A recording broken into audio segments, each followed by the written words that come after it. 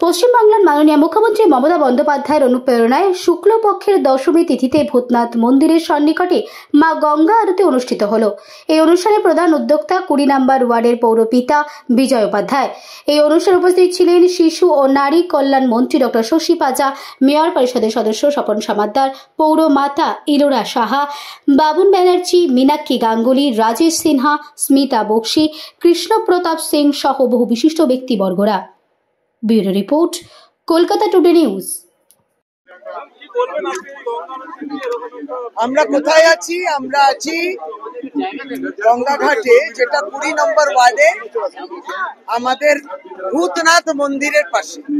ভূতনাথ মন্দিরের পাশে গঙ্গাধারে 20 নম্বর ওয়ার্ডে আজকে মাননীয় পৌর প্রতিনিধি শ্রী বিজয় উপাধ্যায়ের উদ্যোগে গঙ্গা আরতি, এবং এটা প্রতি বছরই হয় এখানে। এটা একটা বিশাল উৎসব মতো আজকে। আর আমরা প্রদীপ জ্বালিয়ে পুজো করে সংকল্প নিয়ে আমরা গঙ্গা বক্ষে ওই প্রদীপটাও চালিত করি। আর গঙ্গা আরতি একবারে যেমন কাশী বিশ্বনাথ ওইখানে ঘাটে হয়, ঠিক সেই আদলে এখানে গঙ্গা আরতি হয়। সুতরাং বেনারস ঘাটে যেটা হয় সেটা এইখানে হয় আজ বেশ কয়েক বছর ধরে। আপনারা দেখছেন চারদিকে বিজয় উপাধ্যায়ও লিখেছেন যে মমতা বন্দ্যোপাধ্যায় তার আশীর্বাদ নিয়ে তিনি এই আরতিটা ব্যবস্থা করছেন। আমরা সকলে উপস্থিত থাকি, খুব ভালো অনুভূতি। এক টুকরো বেনারস কলকাতায় উঠে এসেছে। শুধু তাই নয়, একবারই গঙ্গা আমাদের কাছে, গঙ্গা আমাদের মা।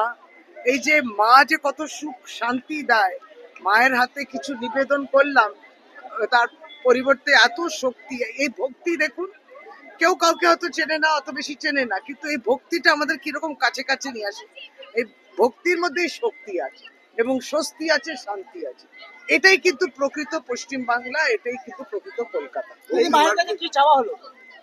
সকলে সুখ শান্তিতে থাকুন, আজকে সকলেরই মঙ্গল কামনা। আজকে গঙ্গা নদীর মাধ্যমে এখানে সর্বধর্ম সম্মেলনের মতো একটা পরিস্থিতি সৃষ্টি হয়েছে, যে সব ধর্মের মানুষ এখানে এসে মা গঙ্গাকে দশহরাতে নিয়ে জানাচ্ছেন এই গঙ্গা আরতির মাধ্যমে।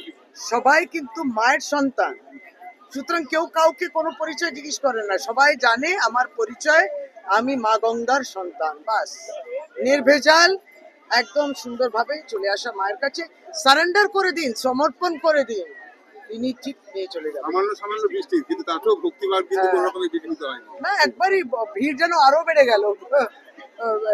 এই বৃষ্টির মধ্যে লোকে দাঁড়িয়ে রইলো, এবং যেমন বললাম ঠিক ওই কাশী বিশ্বনাথ আদলেতে হয়তো আরতি, ওটাও তো একটা সুন্দর দৃশ্য, খুব উপভোগ করি। মায়ের আশীর্বাদ বাড়ি বর্ষণ হচ্ছে। মায়ের আশীর্বাদ তো আমাদের, এই বর্ষণটাই আমাদের আশীর্বাদ।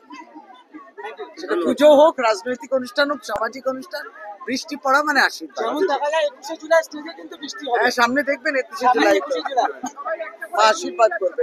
এটা একটা শুভ লক্ষণ। জয় হোক, হর হর মহাদেব, हर हर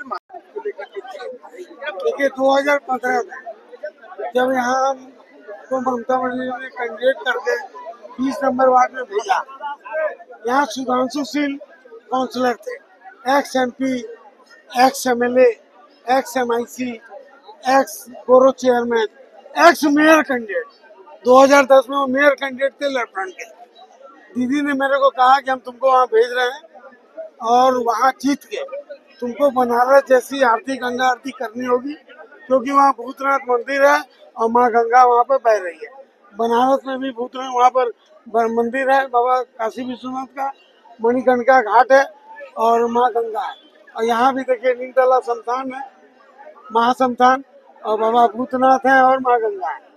तो 11 वर्ष हो गया, 11वां वर्ष है। मैं ममता बनर्जी के कहे अनुसार, नेत्री के कहे अनुसार गंगा आरती कर रहा हूँ। अब आप लोग रिजल्ट क्या हुआ, ठीक से आरती हो रही है कि नहीं? देखिए इस बरसात में भी कैसे भक्तगण गंगा की आरती देखते रहे, बनारस रूपी गंगा। ये प्रूफ है कि लोग में भक्ति भाव भावना कितनी अच्छी है कि लोग बरसात में भी पूरा गंगा आरती देख के गए। ये मुझे बहुत आनंद दे रहा है। मैं गंगा माता की जय, बाबा भूतनाथ की जय, बोले हर हर महादेव।